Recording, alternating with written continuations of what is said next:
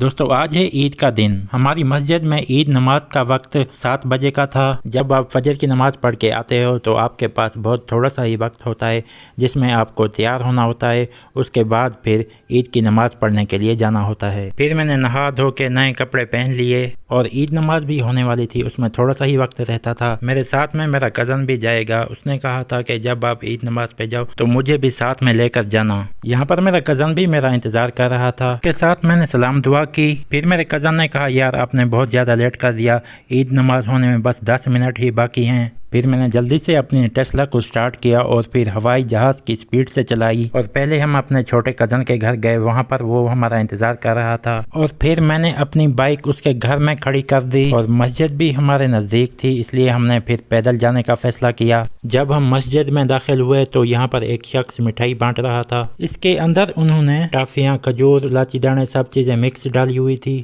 اور یہاں پر امام صاحب تقریر کر رہے تھے اور سارے لوگ بیٹھ کے امام صاحب کی تقریر سن رہے تھے اور ہم بھی خاموشی سے ایک جگہ پہ بیٹھ گئے اور امام صاحب کی تقریر سننے لگے اور یہاں پر نماز کا وقت بھی ہو چکا ہے۔ پھر ہم نے نماز ادا کر لی اور جب نماز ادا ہو گئی تو یہاں پر سب لوگ ایک دوسرے کو گلے مل رہے تھے اور یہاں پر ہم نے بھی ایک دوسرے کو عید کی مبارکباد دی۔ اس کے بعد پھر میں نے اپنے جوتے پہنے اور پھر ہم اپنے گھر کی طرف روانہ ہو گئے اور جب میں اپنے گھر پہنچا تو یہاں پر میری بیٹی میرا انتظار کر رہی تھی اور مجھ سے عیدی مانگ رہی تھی اور پھر میں نے اپنی جیب سے 500 کے 2 نوٹ نکالے اور پھر میں نے اپنی بیٹی کو عیدی دے دی۔ جو مسجد سے مجھے چیز ملی تھی اس میں سے میں نے ایک کھجور اٹھا کے کھا لیا اور جو باقی کی چیزیں تھی وہ میں نے اپنی بیٹی کو دے دی۔ اس نے جب اتنی ساری چیزیں دیکھی تو وہ بہت زیادہ خوش ہو گئی۔ پھر میری شہزادی چیز کا پورا شاپر اٹھا کے کھیلنے کے لیے چلی گئی۔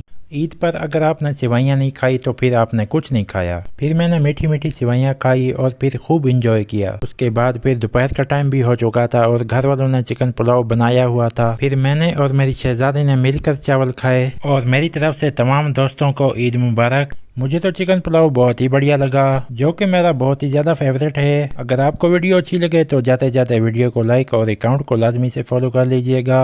Okay bye guys.